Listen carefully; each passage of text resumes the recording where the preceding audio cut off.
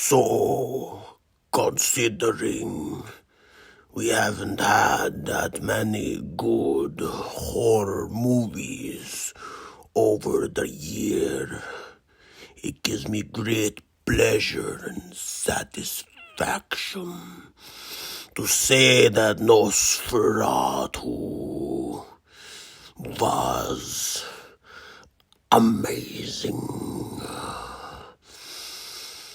It was better than the alien Romulus and long legs.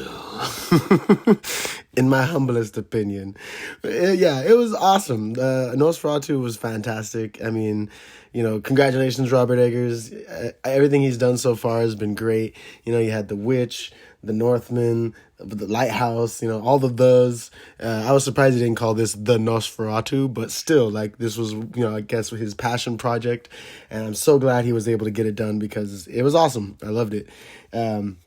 Apparently, the original Nosferatu was the movie that actually got him into wanting to be a filmmaker. So that's a nice little tidbit. That's pretty cool. So it's just really awesome that he came full circle and was able to finally remake his childhood, favorite classic film. And the castle that he filmed the scenes with for Count Orlok in, that castle was actually the same castle that the original Nosferatu was filmed in. So that's even more cool, right? There's videos, on YouTube breaking down all the production stuff that went through these past 5-6 years, but he finally made it, and damn it, it was awesome. It was definitely a cool, good horror movie to end the year with.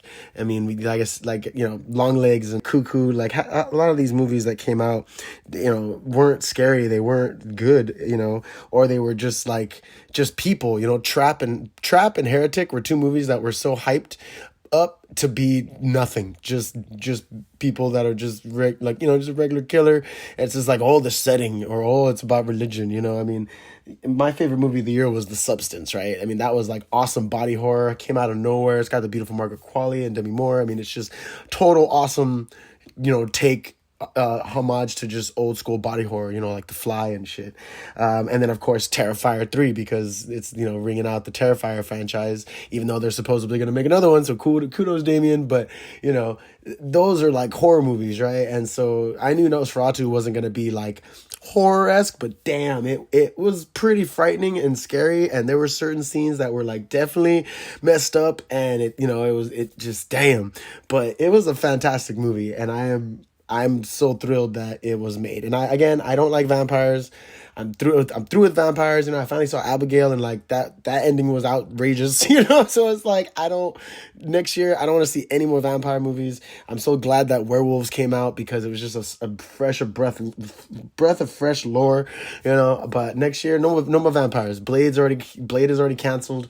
No more vampires. All right. Cause we're done. The Pinnacle Vampire has been done, and then Robert Eggers killed it. Bill Skarsgård absolutely killed it. I wasn't sure about the stash, but I mean, the stash is cool. It definitely hides him and his character even more so. You almost can't tell it's Bill. It's very Pennywise-ish, where you're I kind of see him, but I can't, but I can, but I can't. But then when he talks, you're wow, that's the way his accent is and the dialogue is, and how he dropped his voice a whole octave and whatnot. Damn, man, that's awesome. He is a fantastic actor. I definitely got to see that Boy Kills World movie now. But yeah, so you had Nicholas Hoult in it as Thomas Hutter, who was the main one of the main characters of the movie. And I feel so bad for Nicholas Hoult. He just gets a shitty end of the stick in vampire films. He was a pet to Renfield, and now he's a slave kind of to Nosferatu. I mean, he just can't catch a break when it comes to vampires. Lily Rose Depp played the main character, the female Ellen, who is Nosferatu's love interest. That he made a covenant with her when she was a child, in a sense, or a teenager, and took her body or her virginity or something, I don't know, and then was gonna come back. He's coming back to have her renew her vows so he can take her as his bride for all eternity or something. And it was like her character is awesome. I mean, she's fantastic. I haven't really seen her in much, I don't think. So, I mean, all I knew is that she was Johnny Depp's daughter, but her spasms and her orgasms and her antics were all phenomenal. Like, she was just A plus the whole way. Like, it was great. I totally felt her sadness and her grief and her trauma. It was like, damn, man, she's fucked up, but she loves Thomas, but, she definitely loves she low key wants Nosferatu bad. Oh, man. And we were in a packed theater too, so there was it was a great theatrical like experience for sure, because everyone was just like ooh and on and oh my god and, and oh shit and so it was awesome.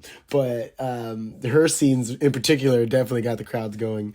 Then you had William Dafoe. Oh well, actually, so what's funny is, before I get into Mr. William Dafoe, it's funny that Anna Taylor-Joy was supposed to be in this movie, but she got replaced by Lily Rose Depp for whatever reason. But it's funny because she was in The Witch, right? And so was Ralph Inez, who was also in this movie. And it would have been cool. He's her father in that movie. And it would have been cool if both of them came and worked together again with Robert for this film.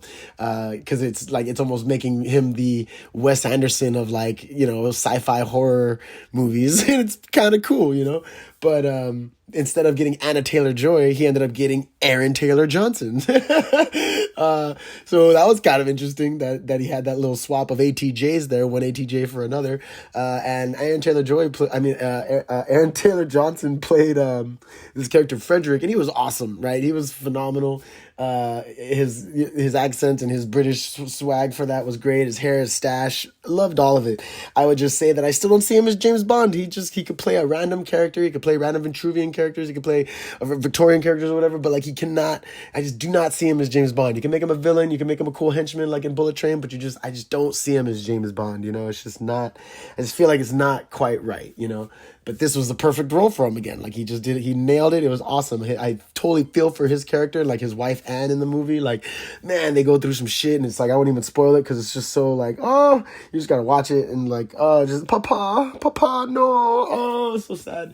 But then, so now on to William Dafoe and Ralph Ines's character, Van Franz is Dafoe, and Dr. Wilhelm is Ines, and like they were so cool, right? Because the Dr. Wilhelm was like, this psychiatric professor or something. He worked at a psychiatric hospital, and all this stuff's going down, and he's just like, oh, we need to go to like an expert, which is William Dafoe's character. And it's like, I just felt like it was like a Sherlock Holmes, duo. Like, I think that they should, I would love to see another movie in this universe that Nosferatu took place in, with William Dafoe and Ralph Inez playing those characters and doing like a Sherlock Holmes and Watson deal, because William Dafoe could totally do a Sherlock Holmes add-on fit with that as that character, and Ralph Inez was a total Watson of like, I don't quite understand this, but damn it, shit is fucked up. Like, there's obviously some devilry going on here, and I believe it. I do believe it.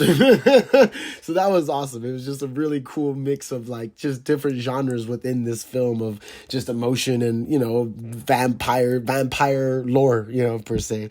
But yeah, it was fantastic. I'll get into just a little spoiler because you should just watch it. There's a lot of context, a lot of things that go on.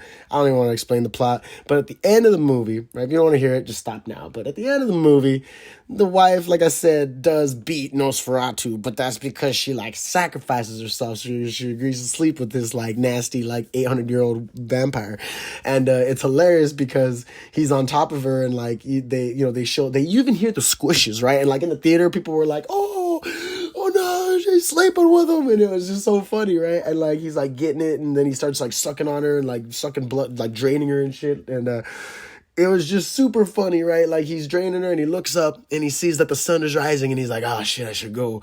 And then she's like, no, suckle on me more. And he's like, oh, fuck yeah. And he's like on her and shit. And then like 2 seconds later, he realizes, wait, but the sun though. So he looks at the sun, and he's just like, he fucking catches on fire and shit, like on top of her, and she's like holding him, and like it's just like, what? I mean, it was a phenomenal ending. It was very climactic. It was very the music, the score was just like fuck, but it was just like, what? And then, like, you know, I thought Nicholas Hoult was gonna bust into the room and like stake him with a stick or something, or a cross, or I thought she was gonna stab him or like trick him, or there was gonna be some trickery or some nonsense that happened. But there's nothing that happens. It all just kind of it all goes down. And then when he finally busts into the room, he sees her laying there and this vampire on top of her, all like kind of dead and charred. And he's just like, it's like silence, you know. Everything's like, the music stops, everything stops, and like everyone in the theater is all quiet, and it's just like a couple people of like, oh, like you can't, like, and it's like we were talking afterwards, like, yeah, like if she served, because she ends up dying, but it's like, you know, because she sacrificed herself. But if she was alive, it's like, girl, we can't, like, you know, we can't have relations. We cannot have relations after this. And if you do have relations and you give birth to a child, that child will probably be somewhat demonic or vampiric because of said situation.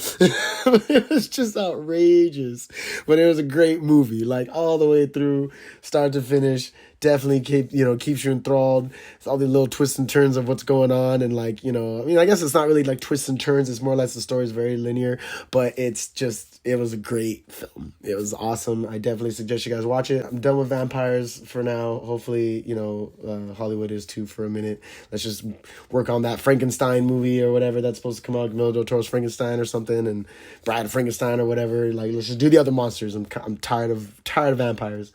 But this has been Ghost in the Craig. Thank you so much for tuning in. Like, share, and subscribe. And I will catch you guys on the flip side.